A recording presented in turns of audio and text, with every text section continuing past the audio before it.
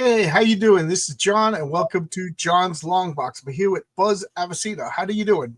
I'm good, man. How are you? Yeah, we were just talking before we went live that you have been on. It's been like over a year now, right?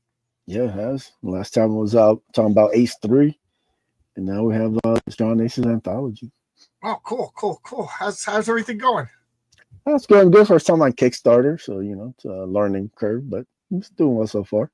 Yeah, oh yeah, put your link in the private chat so I can put it in the public chat. Sure. Yeah.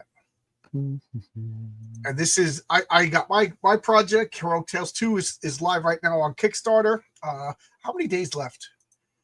12 days left on Kickstarter. It's still live on Fund My Comic. It's gonna stay live on Fund My Comic. It's in demand on Fund My Comic. That's gonna be like my home forever. But I couldn't leave money at the table. There you go. What you're on Kickstarter? Yeah, first time. Yeah. Oh, this is your first time. What do you normally use? Indiegogo? Yeah, I've used. I did Ace. All three Aces have been on Indiegogo, and then I launched Bloodbone and Raid of the White Leopard on Fund My Comic. How'd that work out for you? All good experiences. This is my 7th book. All of them have been funded successfully. So thanks to everybody for that. That's good because I had a negative experience with Indiegogo. I only had like 10 backers. I was shadow banned, and I'm like, what am I my time on? I've heard some horror stories lately about, I never had any issues, but I know some people have definitely not been happy. So that's why you gotta, just keep spreading. I'm looking at anything right now. Like I'm looking at different sites. Anybody who's doing crowdfunding. I'm trying to be everywhere. So this is my first time on Kickstarter. I'll be trying other platforms too. Oh yeah. I figure get out in front of as many faces as you can. Get up in front of everybody. Start yelling and screaming for it. Do you do conventions? No, I'm looking at my first one. It's just with the job, it's just tough to get like a full weekend and everything that goes into it. So, but yeah, hopefully next year. There's a couple of local ones that are smaller that won't be as involved as doing something like Terrificon, which I was at Saturday, but I was just there as a fan, just hanging out. That's in Connecticut, right? Yep, my Mohegan Sun. Yeah, I should have went. I had no excuse. Gotta go, man. That's the place to be, man. Mark Sylvester was there. Chris Claremont was there. Kevin Eastman was there. There's a whole crew, man. I should have went. It's I didn't even know it was happening until I started seeing pictures of it. Between work, I know it seems like John's Long Box. He's always out talking about comic books, but like if I'm not having conversations with somebody, I'm working, and I got a large family. You know what I mean? So I don't really know. All right, but I'm gonna get you now. I'm gonna have you save the date because they already announced the date. So it's August 7th, 8th, and 9th of 2026. Tables are starting available December 1st. So all you creators out there, get on. Yeah. This is early, so I think tickets go on sale in November. So I'm revving up for next year. I'll go as a fan. I don't know if I'll go as a vendor yet, but I want to have more than one book. I want to have more than one book to show. You know what I mean? Like, hey, how you doing? I just got the same comic all over the table.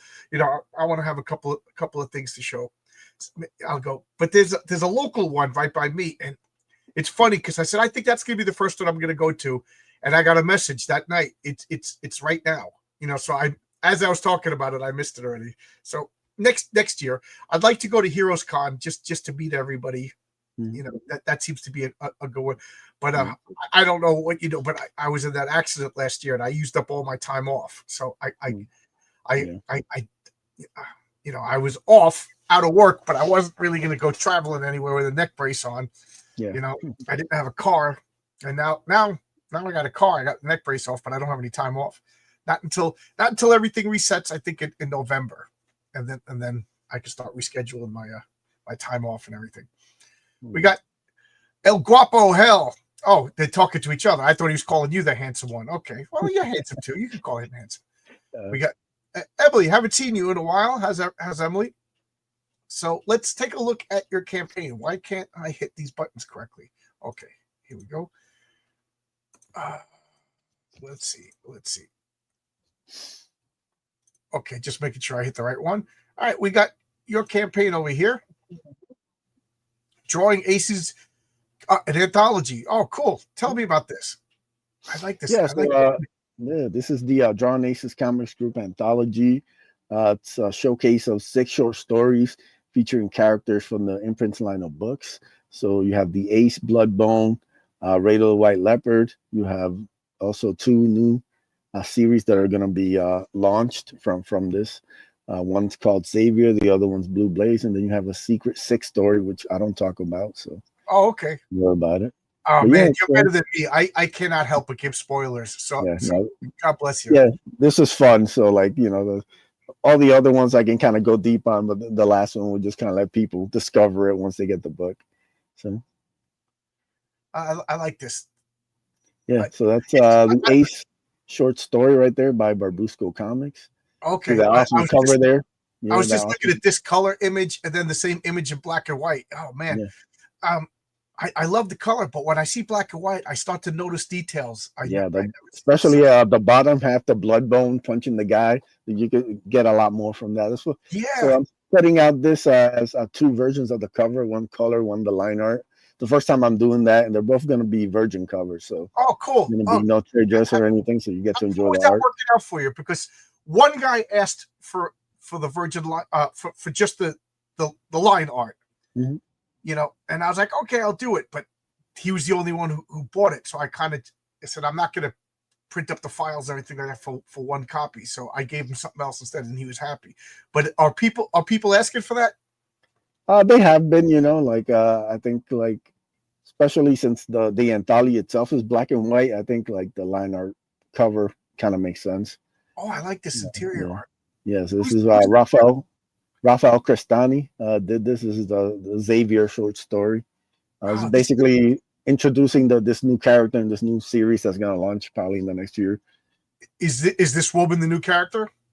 No, she's basically the co-lead. The heroes on the next page below. Okay, right there, Xavier. That's his name. Yeah, that's his name. He's basically the world's greatest hero. He's ends up leaving Earth after losing the love of his life. And then when he returns, just by happenstance, he saves this young girl from a gang of thugs, and he discovers that she's an exact doppelganger of his former love, which leads him on a quest for answers. So we kind of set up the hook of the story right here. I love these. These are such 80s thugs. Is this set now? Yeah, it's kind of like I compare a lot to kind of Watchmen. Okay. It's kind of like a future where things have kind of gone bad because of, like I said, Xavier leaving Earth for several years. So he has to deal with a lot of stuff that's kind of gone down since he's lost. I see fangs. Are they vampires? Cannibals. Oh, jeez. And this is from another story? Yeah, this is the Bloodbone short story by Maxi Dallo. Super talented guy. Has a Bloodbone facing off against a serial killer who's been hunting young girls at night. And Bloodbone has become the city's protector. This is after the ash can that I put out. So now he's kind of full superhero mode. You see that shot there of him on top of the building. Yeah, I'm just rolling back and forth because one of the things I'm just unforgiving about is storytelling. But I'm not reading the words on purpose, but I'm picking up the story. Good storytelling. Mm-hmm. Now that begs the question: do you give them a full script and tell them panels, or do you just give them a gist of it? How do you write? Is what I'm asking. Yeah, I write page by page, panel by panel, break down different descriptions, like the shot. I describe the shot that I want from the building, and then when he swoops down, I describe the action that he does. Like I said, I always give my guys, especially guys that I work with a lot, I always give them some room to play around. But usually it's kind of like I make sure that I'm just like I said, we got this nice setup right here. I'm purposely not reading the words because not to be mean. This is fine. I'm actually giving an example of this is an example of how to do it, how to tell a story through sequential art. Like you and I are both writers, and I can't draw to save my life. I mean, nobody. Me neither. Okay, so me and you're on the same boat. I was trying to be generous, but I think it's the biggest fault in crowdfunding is not even writing, because I do think a lot of these guys have great ideas but I think the problem for most crowdfunding comics is the storytelling, not writing the words, the dialogue. I think it's from panel to panel to panel to panel. How do we get this story flowing? And this is excellent. This is just 2 pages of a story, and I know exactly what's going on. But you know what I'm talking about? How when you look, it's cool guy pose. Cool guy pose over here, but there's no interconnective tissue between the two. This is it doesn't flow I mean, the stuff that I grew up on, it always had a flow. So that's what I try to emulate. So people are teasing me. Drawing sucks from printing. I wish I could draw, and I hate that StreamYard is doing these names because I'm so used to everybody's names. Hey, how you doing? How you doing? Yeah. Drawing too. Yeah, he spelled wrong. Jay, John and Buzz flips it. Hey, how you doing? How you doing? How's it going? Yeah, and it's driving me crazy. Like this has been voice actor, and it says this that the names is. I don't know why it's doing this. I don't know. Oh, this is Arkham. Oh, how you doing, Arkham? Just for people who know Arkham, it's funny. He's drawing a story for me, and I don't even know his name. He's Arkham. Yeah, when we put credits up, do I just write Arkham? It's a strange thing. It's like my artist that I work with on Ace Canales. I've never met him and stuff. We've had a couple StreamYards, but it's like he's over in Spain and I'm over here in the States. So it's just funny. Yeah, that is a shame because there's so many people that I really, really enjoy, and I would love to hang out, but it's just, I mean, it's the good thing about this YouTube stuff is I'm talking to people from literally all over the world. Yeah. The bad thing is we're not really hanging out. You know what I mean? It's glorified television. I mean, it's glorified telephone. I'm looking at this. I'm going to make this big. I just realized people can't see it as well as I can see it. So there we go. But I really first off, I like Vikings. Oh, but, this is Raid of the White Leopard. Story about a band of Viking raiders who get caught up in a massive storm and get shipwrecked on a mysterious island. Art by Avery Butterworth. This is, I think it's the best thing I've done so far. It's really, I've shown this to people who don't even read comics, just to get their opinion, and they've all said this could be like a Netflix series. They're all like. Yeah, so I want to do a second chance for it. The first one campaign, it got funded, it did okay, but I think it just kind of went under the radar. So I want to do a second chance with more pages and kind of get it out there more. Wait a minute. Yeah, I'm super proud of it. You don't look like a blonde, blue-eyed guy. You can't do Vikings. That's against the diversity rules. No. Yeah, that's how it goes. Breaking the barriers. I'm as far from that as possible, as long as you tell a good story. But this, again, I'm checking out the storytelling in this. I went through it trying to figure out what the story was, and then I went through it again and read the words. And yeah, good job. Mm-hmm. Oh, look at this. Oh, wow. I really like that first panel. Yeah, this is Blue Blaze, story by me and Joe Ball. This is kind of I call it a love letter to Michael Turner and his work. Joe's a huge Michael Turner fan, so am I. This is something completely different either of us has done. It's about a young woman who wakes up in a church in a small New England town with no memory, and thanks with the help of the young man that you see on the first page, he helps her to try and discover her memory and find out who she is. Oh wow! I don't know, man. You got me on this first panel right here. Yeah, Joe's work on this is Joe Ball's artwork. Yep, this is, like I said, I've seen his name around, and I embarrassingly have to admit I'm not familiar with his work. I think I've randomly seen him on Twitter posting something, and I was like, "This looks." But man, I got to he's usually posting death stuff, so that's completely 180 from this. So you can tell Joe really had a lot of fun doing this, and we actually have the original art pages available. For Like anybody. this, I don't know if you're familiar with Renzo Rodriguez, who draws Oh Mario. yeah, he's done a pinup for me in the past. Renzo's great. This reminds me of Renzo right here. Mm-hmm. Yeah, Yeah, just really which obviously I'm a big fan of. Man, mm-hmm. I gotta check this out. This is really good. And this is more Bloodbone. What is this, a poster? Yeah, this is the original ash can. I'm doing a second printing of it. So this is gonna be the line art cover. So you can get caught up. Bloodbone's gonna be my next project. So that's gonna be in the summer of next year. So we wanted to get people all caught up so they can grab the ash can, covered by Ricardo Jaime and the art by Donald DeLay. This is like the best cover of it's 2025, but this is the best image 1995 cover. You know what I mean? Yep, exactly. Bloodbones completely. It would fit in right with the Extreme books, you know. Right. So like that's what I was going for. Yeah. But I will say this. I mean, it's exaggerated anatomy, but it works. I'm not the biggest fan of the early image stuff, but if early image looked like this, and then you could actually do storytelling, you know, I'm on board. Look at this. Yeah, Donald's like killed these pages. Like he's got a knack for like drawing this style. I think this is his wheelhouse. I always say like Donald with like big exaggerated kind of characters. Don, is he also? Forgive me if I'm wrong. Is he also the guy doing pencils down? No, that's Dillard. Oh, Dillard. Yeah, Donald did Cash Grab. Oh, he did Cash Grab. Okay. Yep. Yeah. Okay. So like, yeah. So but Donald really he shined in this ash can. So look at this. Look at this. People missed out, and so now you can go grab and get all caught up before we launch the number one.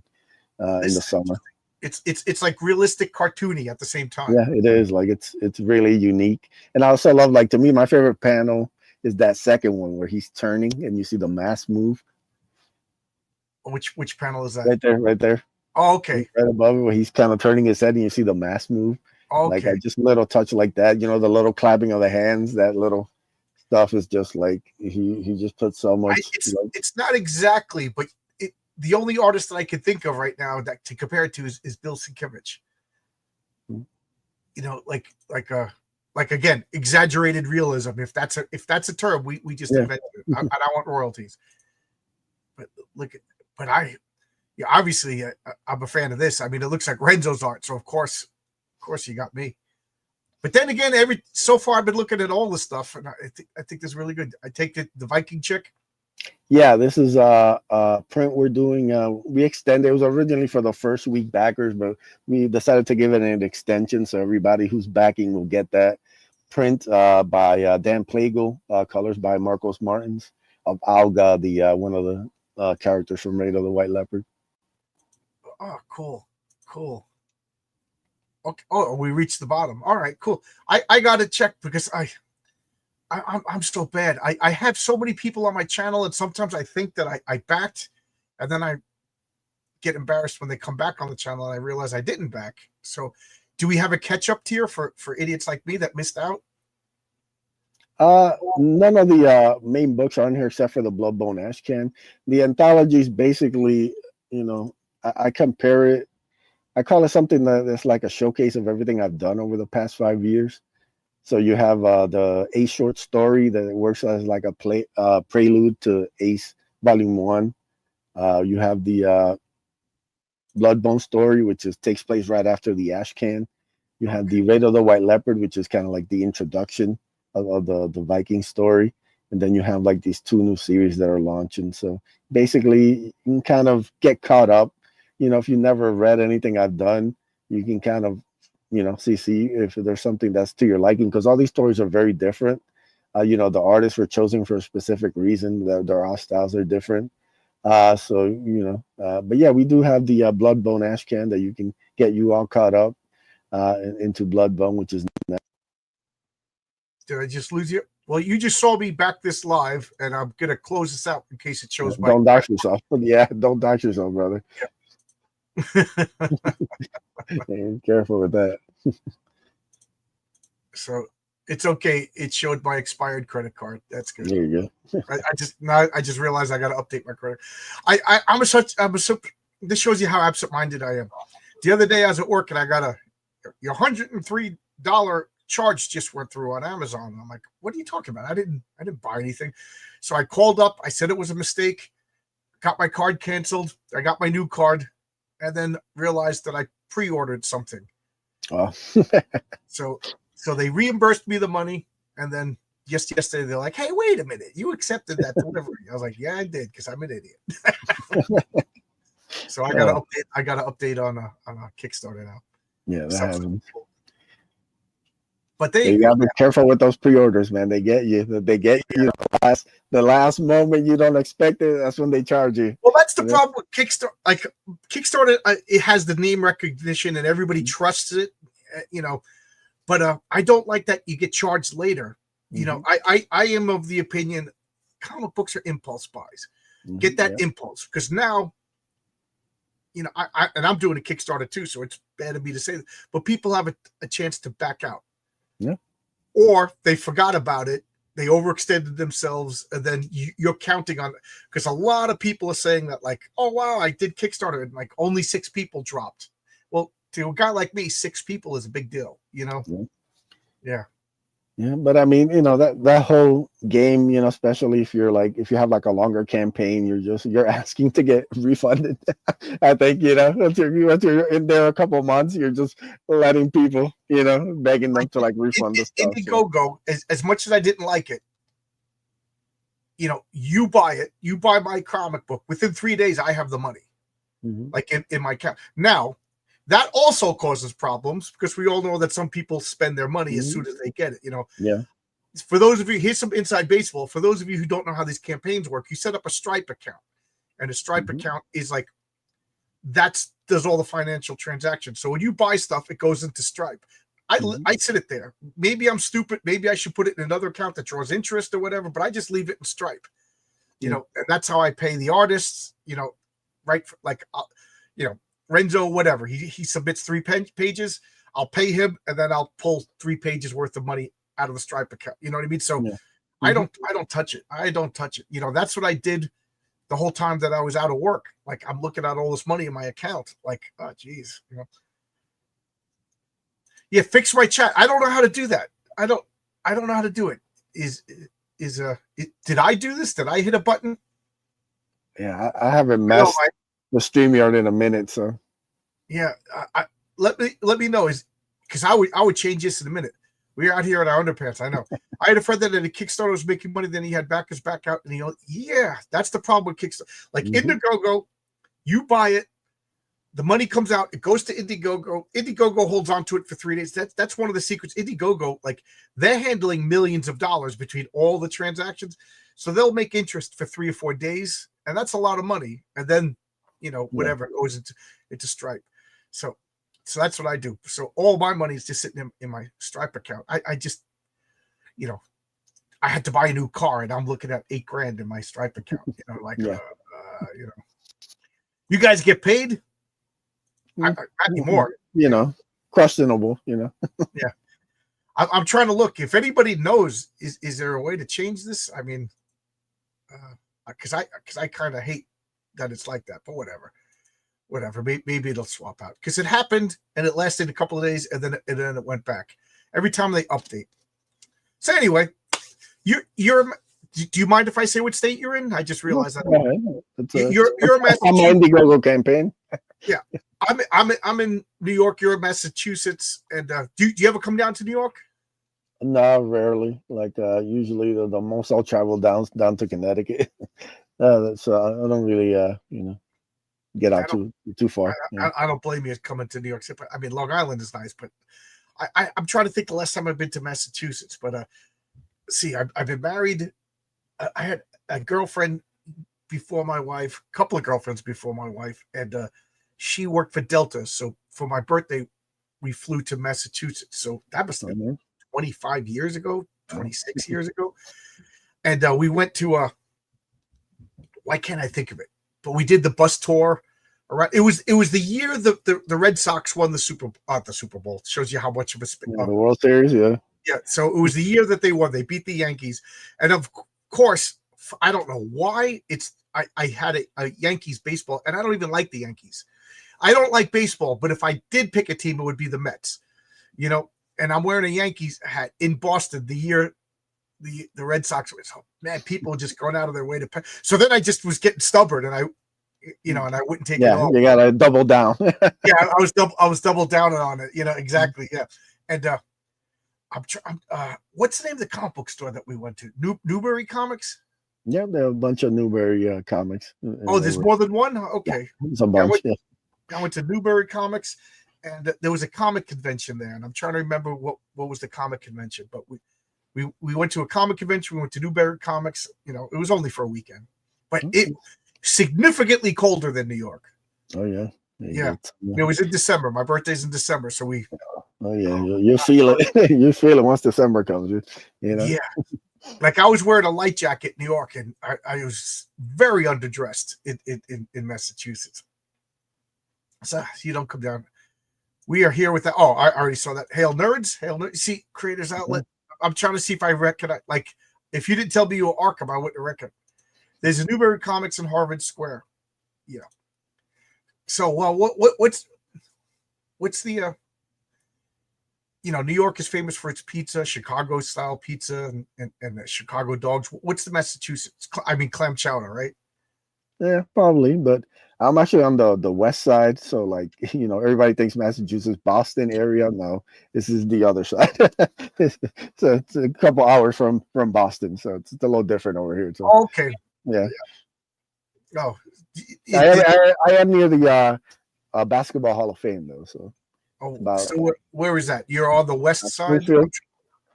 Springfield, Mass. Okay. Yeah, so it's about like 20-25 minutes probably away. By Harvard Yard. They're talking about Newbury Comics. Okay, that's ignorance on my part. I'm thinking everybody lives in Boston if you're in Massachusetts. Yeah, they're really are there a lot of comic stores? There used to be. There was one in Northampton. I was like 20 minutes away. So I was called Modern Myths. It was a great store, but sadly that shut down. There is still a Newbury, I think, still over in Northampton. There's a Zombie Hideout in Springfield. That's a cool store. They do a lot of it's like action figures plus like comics, and then they also have like meet and greets and stuff. So that's a fun spot to hit up. A couple other places, but yeah, a lot of places have kind of come and gone, sadly, over the last. It's funny because I've been saying for a long time that all the comic book stores, because I moved to this house, 4 years ago. I can't believe it's been 4 years, and I've since found that I'm like right in the middle of 3 comic stores. Oh, that's awesome. And one of them only opened up like a year ago. So I don't know. Maybe things are turning around. Hoping, that'd be a welcome sight to get a couple more stores around here. Yeah. Now, do you still get mainstream comics? Do you go to the store? No, I tapped out once Jeff Johns left Green Lantern, and he finished up that run. I've pretty much tapped out. I've gotten a couple things here and there, but nothing has really caught my eye since. I've mostly been just reading indie books, and like I say, mostly even now, like after like COVID and stuff, I've just been full on creator mode.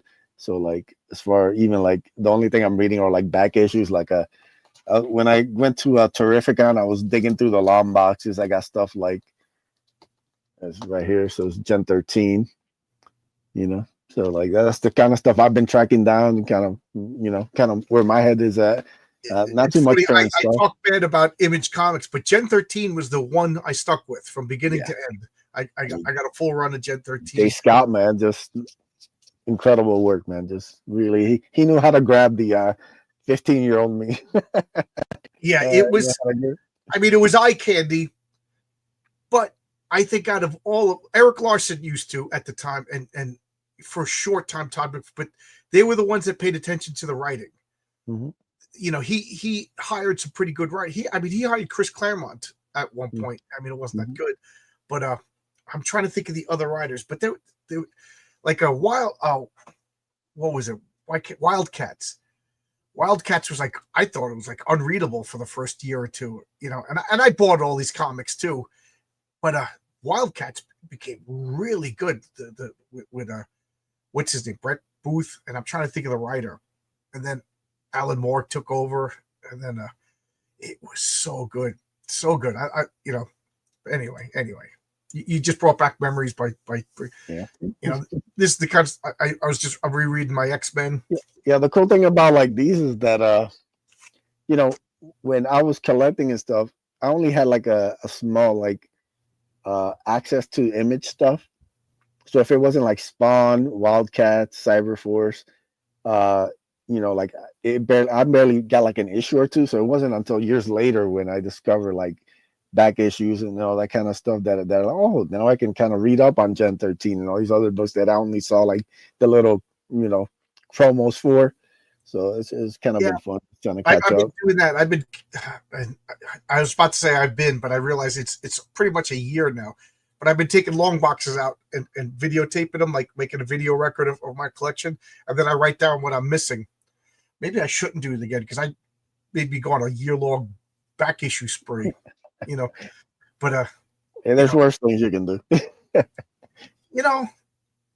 It's funny because my sister is she's a lot younger than me. She's about 10 years younger than me, and she's the party girl. She's always got a new boyfriend and everything like that. When we were growing up, and she used to laugh at me. Oh, you just want to stay home and read and watch TV, and like I'm talking like I'd be 19 years old, and she's like 17 years old, like partying and everything, and then now she's just like, John, you were right. She's like, I'm home with a blanket watching some Supernatural reruns. This is the life. Yeah, you're not messing much until you've done a little partying. It's all the same. Like just enjoy a good book, Yeah. So, what did you read? Like you were obviously a fan of these Image comics, but when you were like, I always picture like prime comic book time is like 10 to like you're 10 years old to about 18 years old. What were you reading at that time? I think everybody was, man. I started around 1991, so it was Spider-Man and X-Men. That was the hook, man. Once I discovered Will Sportasio's art, that was it, man. I had my first X-Men. I think it was 283. It's the one with Storm and Bishop on the cover. Oh yeah, okay. Literally, just kind of like I saw that and I was like, "What is this?" And then this, that started it. Like anything with an X on it, I had to have it. Care what it was. If I saw Wolverine guest starring, gotta grab it. Gambit, and then obviously Spider-Man. I mean, Todd, Eric Larson. That whole 90s Spider-Man with like, grown up Peter with MJ, to me, that was it. Like, there's nothing like cooler than Spider-Man kind of being mature and like having this hot redhead with him, teaming up with Venom to fight Carnage. That was my wheelhouse, man. Arkham is asking the Forge Storm and It's a Sunset, that cover? No, the Storm and Bishop facing off, like head to head. I think it's 283 Uncanny. Oh, Arkham, you're thinking of the one drawn by Barry Windsor Smith, if I remember. Yeah, no, this is Will Sportasio. Once I discovered that, I was hooked, man. Then I saw the main X-Men book by Jim Lee, and that was it, man. X-Men for forever, basically. Until basically once Onslaught ended, that's kind of when I tapped out.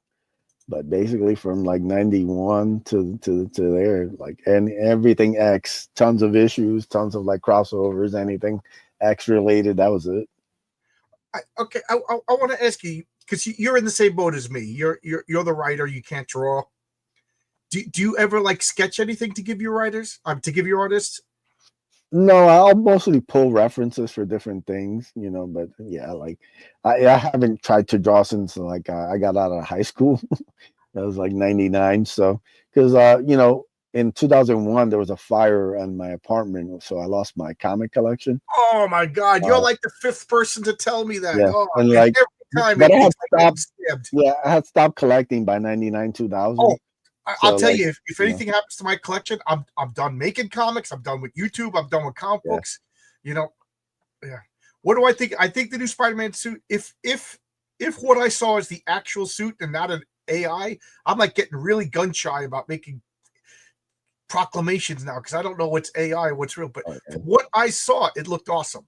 Now, if you're going to yell at me that what I saw is not the real suit, but what I saw was a comic accurate suit that I've been dying to see. Like, out of all the Spider-Man iterations, what I saw was the comic book come to life. But so I'm hoping that that's what you're asking me, and I hope I haven't been tricked. I've been tricked. I'm pretty stupid. And we got Colonel Zaid over here, another guy. This guy's artwork, I swear to God, I think it's magical. It tricks you into thinking it's moving. This guy's artwork is like borderline supernatural. It's so cool artwork. The only bad thing about his art is it takes so long for that art to be made. But whatever. So back to Spider-Man. You said you noped out around Onslaught. Ironically, that was when the Image guys took over Marvel, right? So it's funny, you're an Image guy, but you didn't like Image doing Marvel. Like, did you like Marvel with this flavor? And I just felt like X-Men was lacking direction, really. It just felt like they didn't know like what to do. Like they just felt like they kept throwing stuff at the wall and they kept missing to me. Like the stories didn't hit like they did years prior. So like by Onslaught was like a good point. Like, all right, here we go. So it's a good kind of point to kind of let it go for a bit. And like I said, I stopped collecting and there was a fire, and then I didn't come back to like 2004, 2005 with Green Lantern Rebirth. So there was a good 5 years there where I didn't really even keep up with comics or anything. So the only reason I even came back is because randomly me and my buddy discovered Modern Myths, and we were just there kind of looking at action figures. Actually, we weren't even looking at the comics, and he showed me an issue of Wizard that talked about the return of Hal Jordan, and Hal was my guy. I discovered Marvel first and then DC after, but Hal became like one of my guys. Once I read Green Lantern Volume 3, and the story with him and Superman facing Mongul and Cyborg Superman, I thought that was the most badass thing. Hal with like a broken arm laying the smack down on Mongul, I thought was super dope. So Hal became my guy, and then they kind of did what they did to him, and I thought they would bring him back, but they felt like they were just like, no, we're gonna stick with Kyle. And that was kind of my tap out moment there. And like once I found out Hal was coming back, that kind of got me excited. I'm like, oh, that's really dope. So I'll give it a shot. I said, like I didn't know anything about Jeff Johns. Like I said, I hadn't been reading any of his work or anything. So I'll just try out this it was a mini series, so I figured like there's no like big shame in trying out. Right. Picked up the first issue and I was like, whoa, all right. That was a good run. DC was really, really on fire. But then I just started like discovering. I was basically like a DC guy after that, just checking out the DC books. Basically, it's funny that you said that because I was a Marvel guy for most of my life, and then there was like a 5-year period where I was like DC. But then New 52 came and just killed. Yeah, that was like, to me, that was a good jumping off point. Yeah, I stuck it out a little bit, but once Rebirth kind of like flopped. It just felt like they just kept trying to reboot instead of just focusing on telling good stories. Like, doesn't need to be a whole line wide anything. Well, just get these characters back to their core and tell good stories. Stop the universe ending every 3 years. I'm a broken record at this point. I'm tired of even saying it, but that's my big problem with DC is I just feel like nothing matters. Every 5 years they just reboot. Mm-hmm. DC, Marvel at least, it's still nominally it's the same continuity. So like what Marvel does is Mephisto comes and magically changes everything. You know what I mean? Which Franklin Richards comes and rechanges everything, or the Cosmic Cube. But I guess you got to make exceptions. If you could believe in the Cosmic Cube, then you can believe that kind of stuff. But man, Marvel is still fumbling with Spider-Man. Everybody wants Peter Parker and Mary Jane married with kids.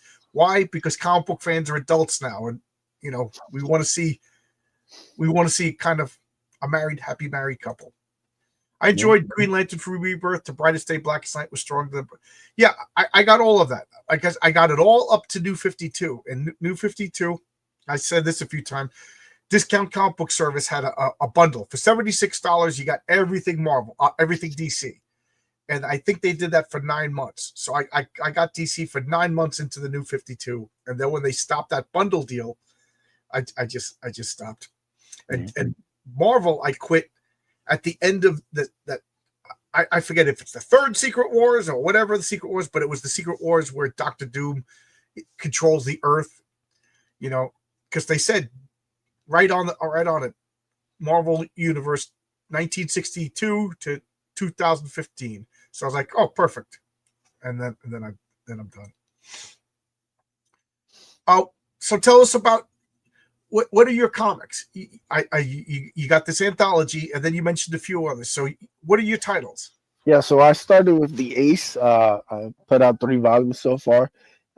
Ace is about this young man who discovers the remains of a shooting star, and what he finds in the wreck is grants him the ability to transform into an armored super being, and now he's become the most sought after object in the universe, as aliens from across the galaxy are looking to track him down and take the armor for their own means.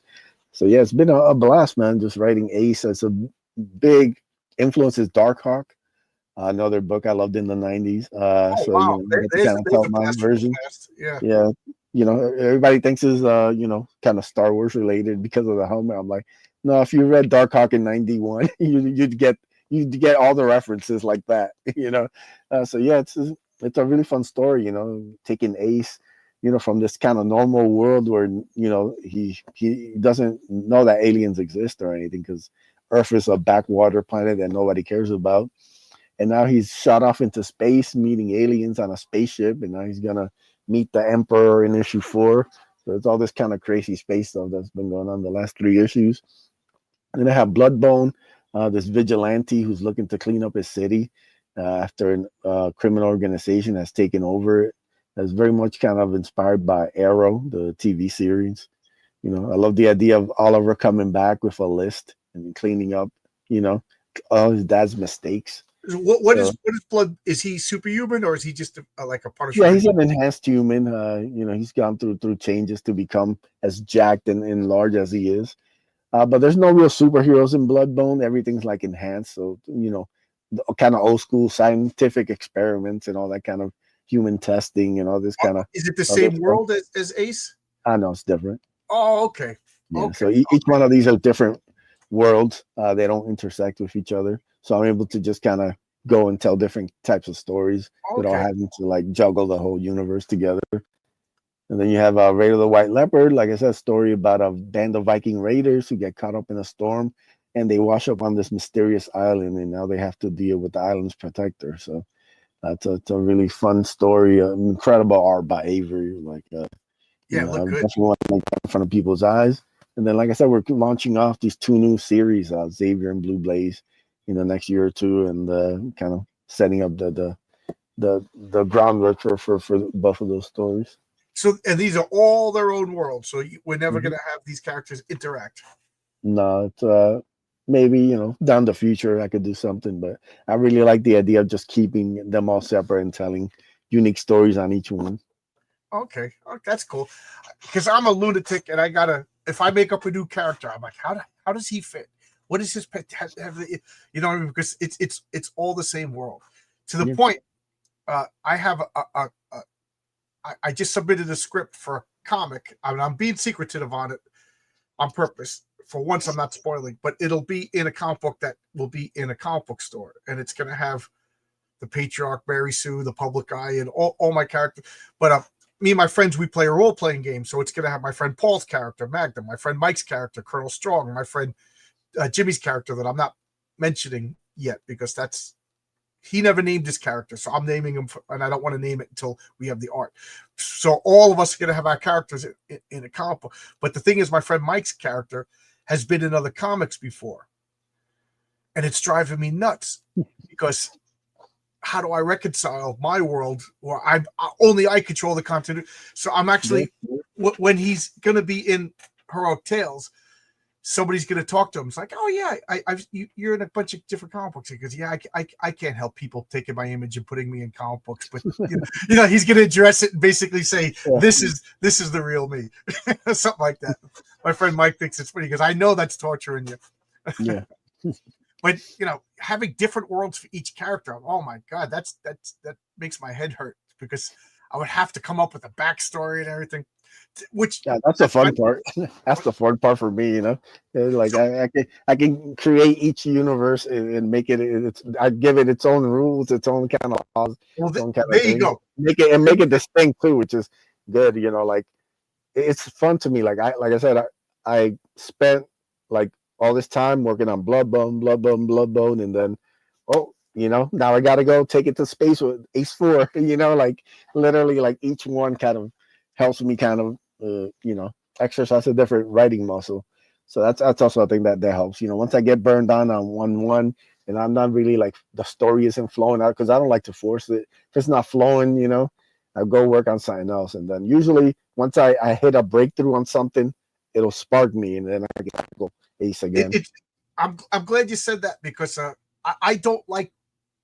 The hardest thing for me to write was this for somebody else because he had to approve this. You know, I gave because I normally just write everything from ideas in my head. I write down the ideas and then I do that as a guideline, write everything because if I don't like it, I throw it away and start over again.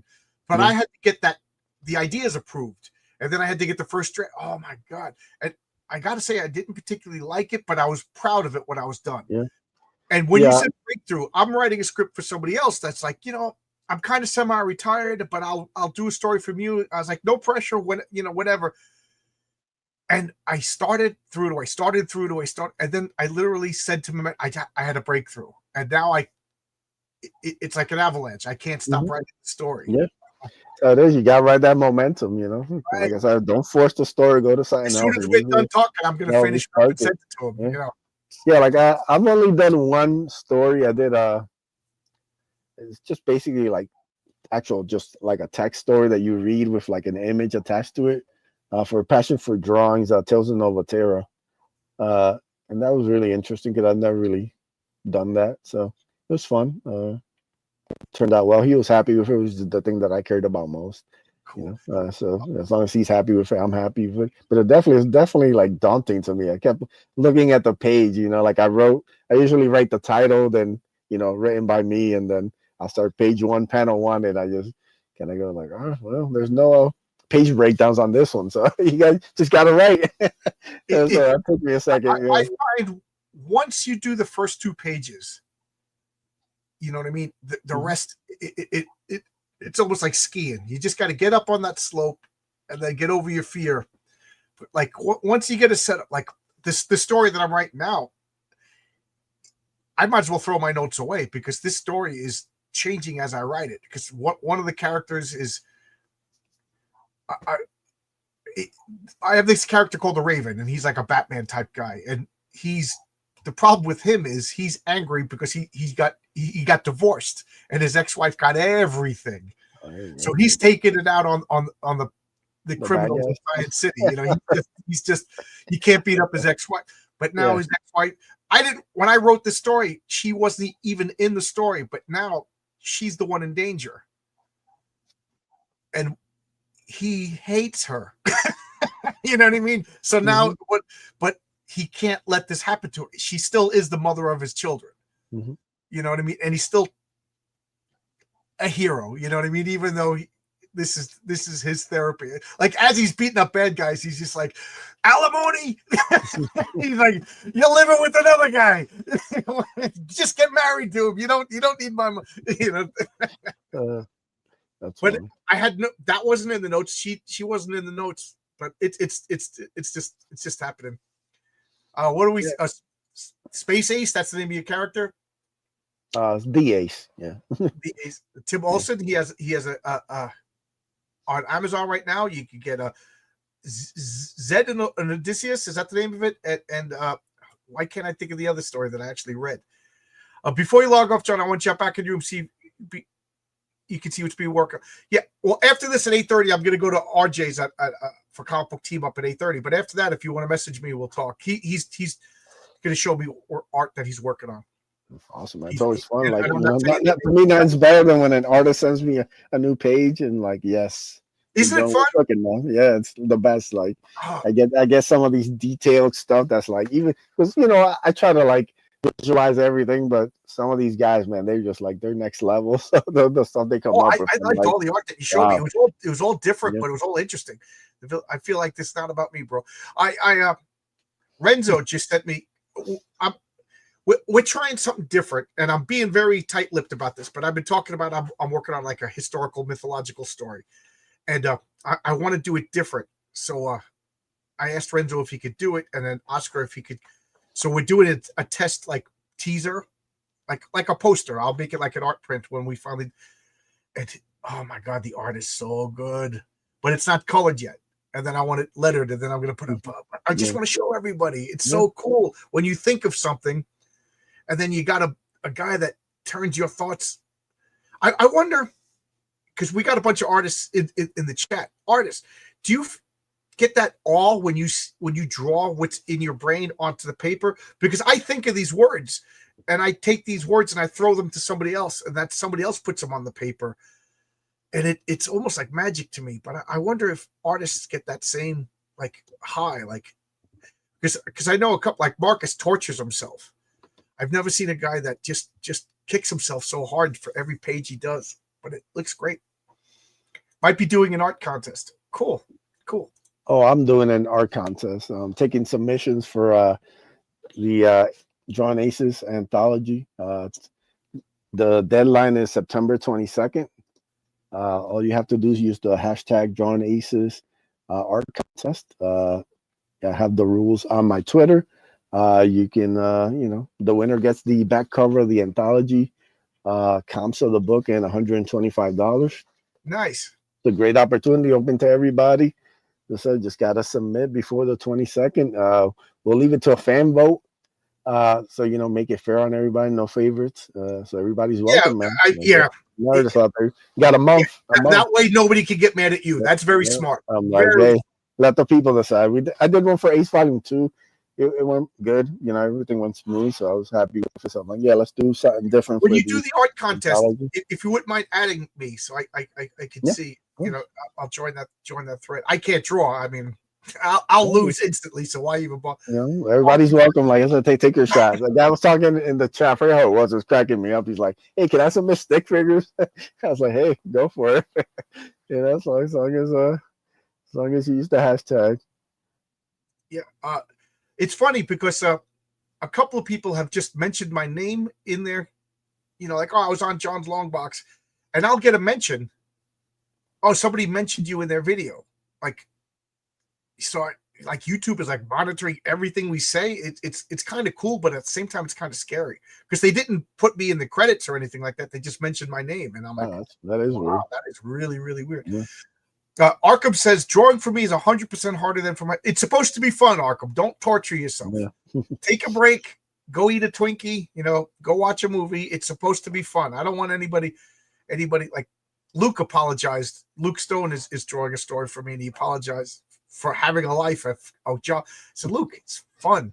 If it's not fun, don't do it. Yeah, but I want you doing your best work. I want you chill. I want you just do your thing. Yeah, I want the challenge. That's fine, but I don't want you mad at me when it's done.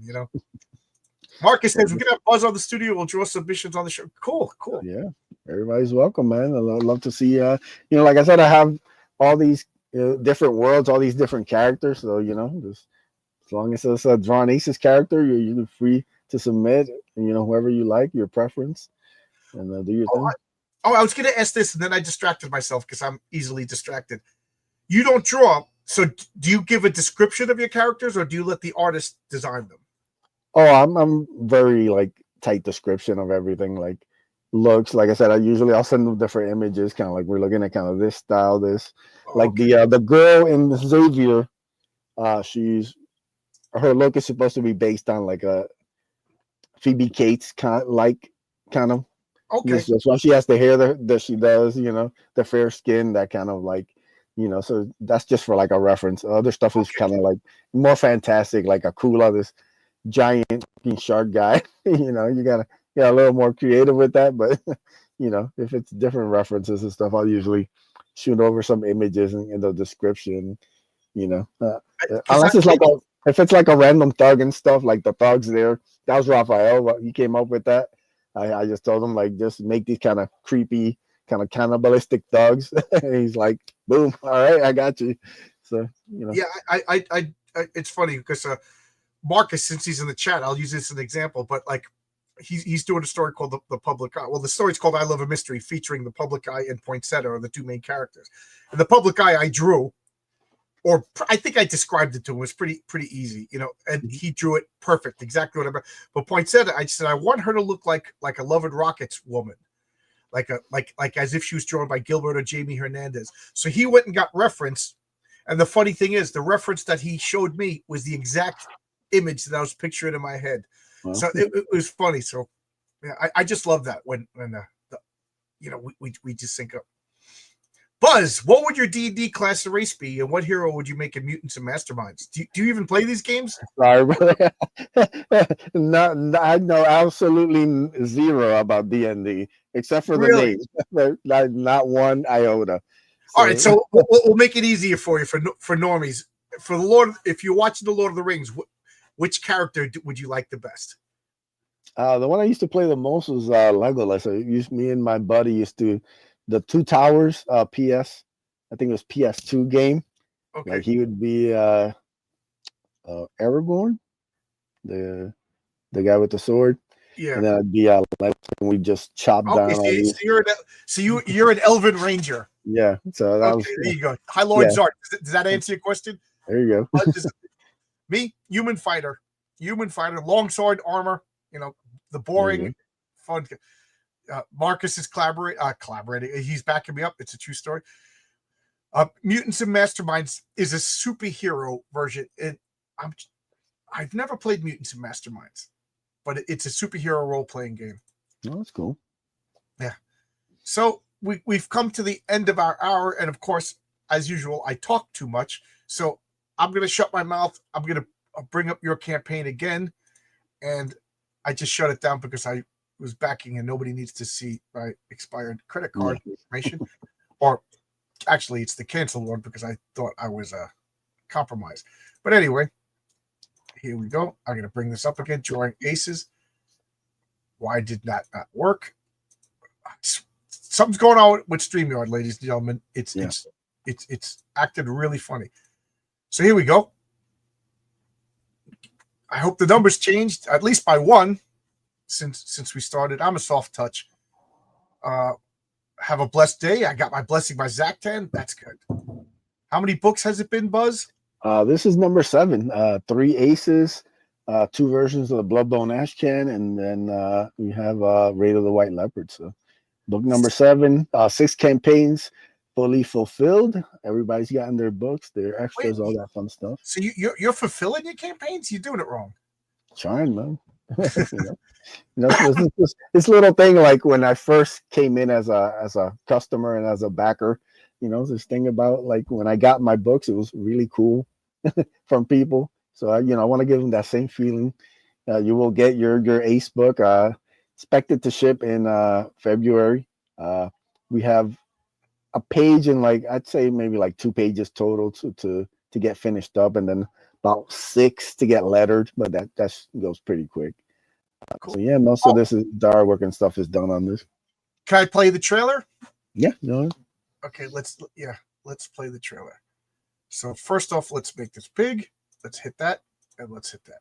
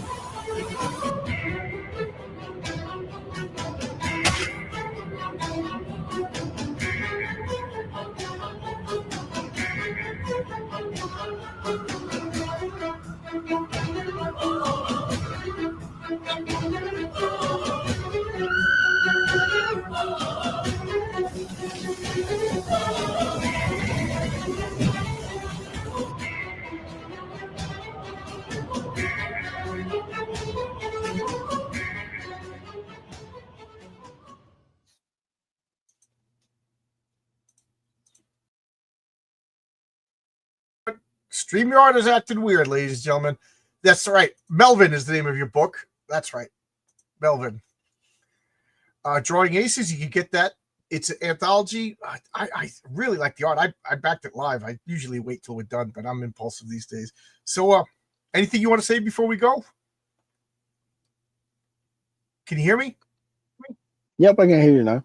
Okay. Anything you want to say before we go? I got to go over it, be on RJ's channel next. Yeah, no worries. So yeah, guys, like I said, this is a really fun project that kind of encapsulates everything I've been working on the past 5 years.